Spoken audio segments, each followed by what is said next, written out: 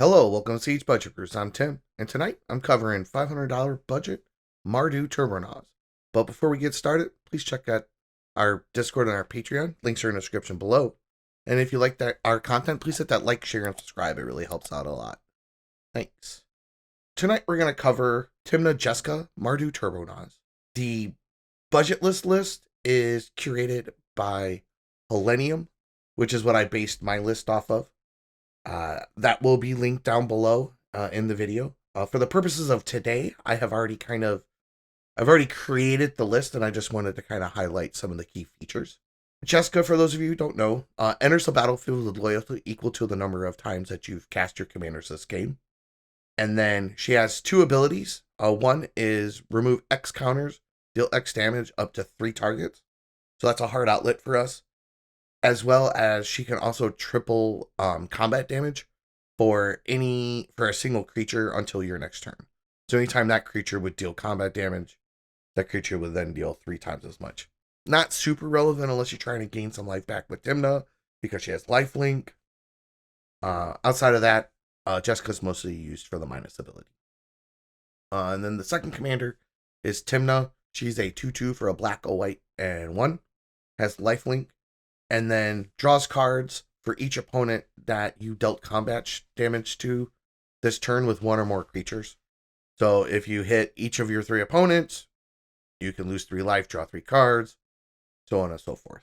So with Mardu Turbo Naus, we're going to be executing one of 2 main game plans with this deck. The first one will be to cast an early ad nauseum or an ad nauseum after we have accrued enough value with Tymna to be able to kind of execute a storm turn. Ad nauseum, for those of you who don't know, costs 5 mana. You reveal top card of your library, put it in your hand, you lose life equal to its converted mana cost, and then you can repeat that process as many times as you want. So the deck has a pretty low curve that is designed to be able to leverage this card pretty effectively early on, as well as lots of rituals and rocks. After that, the next one is going to be Underworld Breach. It's a 2 mana enchantment that gives all cards in your graveyard escape of 3. So you have to pay their mana cost plus exile 3 cards. So with Underworld Breach, we're going to have 2 main avenues to being able to kind of self-mill ourselves to kind of get into kind of stronger cards. The first one's going to be Grinding Station. There's a 2 mana artifact that you tap and sack an artifact to mill 3 cards. And then the second combo is going to be Stitcher Supplier, which when it enters the battlefield and dies, it mills 3 cards. So when ETB, it mills 3, and then when it dies, it mills 3. And the way that you cast that over and over again is with Calling of the Week. Calling of the Week will make 4 black, and then you'll have to sack a creature. So essentially with that one, what you'll do is you will play the Stitcher, mill 3, cast the Calling of the Week, sack the Stitcher, milling another 3, generating 4 black. It costs 2 black to recast the Stitcher and the Calling, and you've got your 6 cards to escape.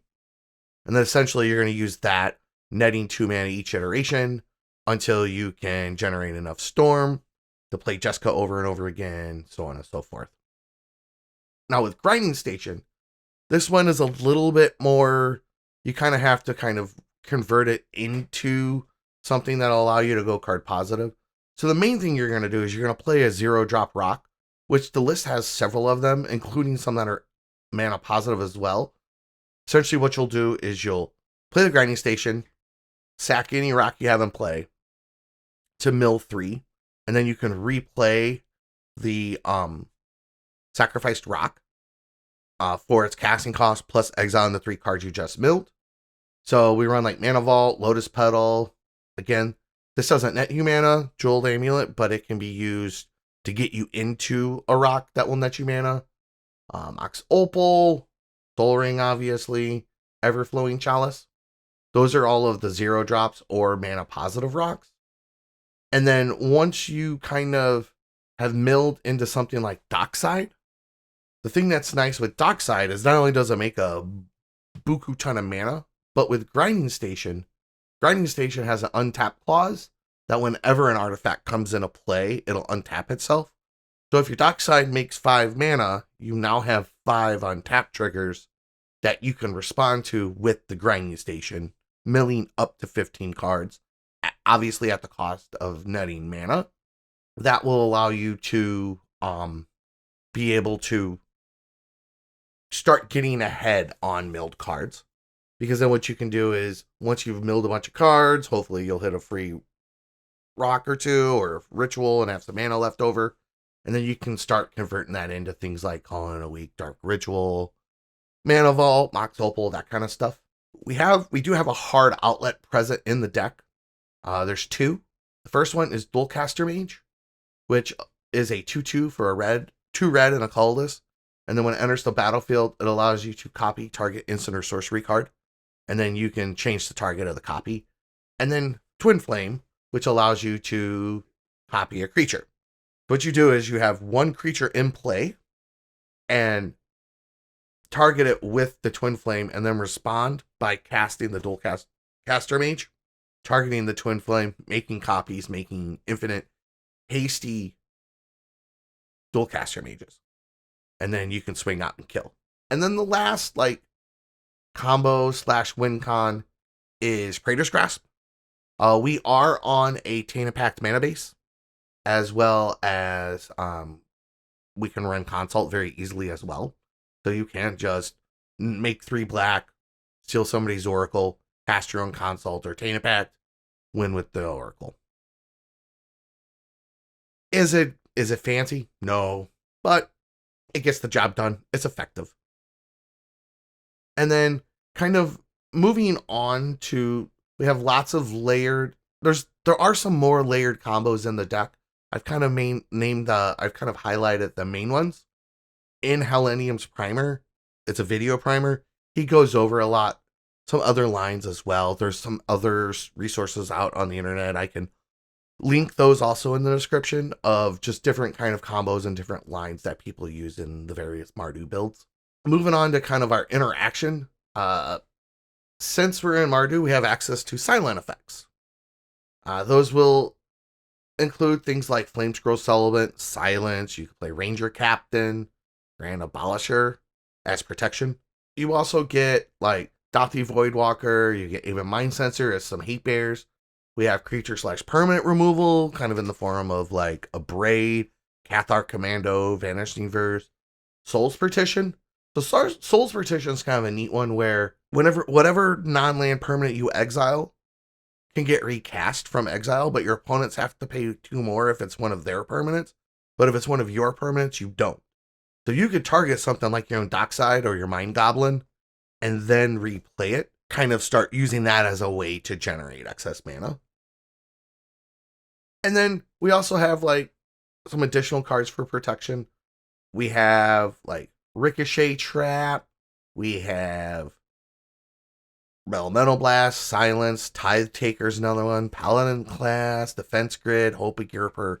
The deck has a lot of ways to kind of help protect its win once it's accrued some card advantage via Tymna and its Tymna Dongers. Just some notable cards just to kind of make sure that are covered. I did touch on them a little bit before. The deck does play some extra turn spells.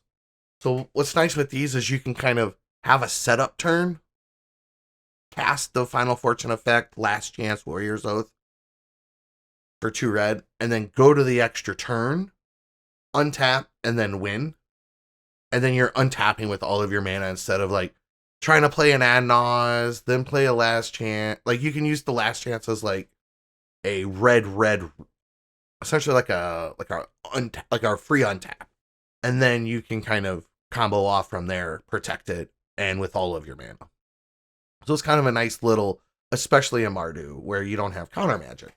And you're not necessarily just straight up winning with Oracle. And the other thing that's good is that in these budget decks, having these extra untaps is nice. Because oftentimes you just find that you need 1 more untap to win. And these can give them to you. As mentioned earlier, we've got Praetor's Grasp to seal our opponent's win cons. Very, very, very few CDH decks out there that you can't assemble a win off of with casting this twice. Which is not that hard to do, especially with Grinding Station and a Dockside that makes 5 or 6 treasures. You'll get the mana and you'll get the untaps pretty easily. We've got Tymna Pact to help dig for a win, B, use it as kind of a way to, off of somebody else's oracle.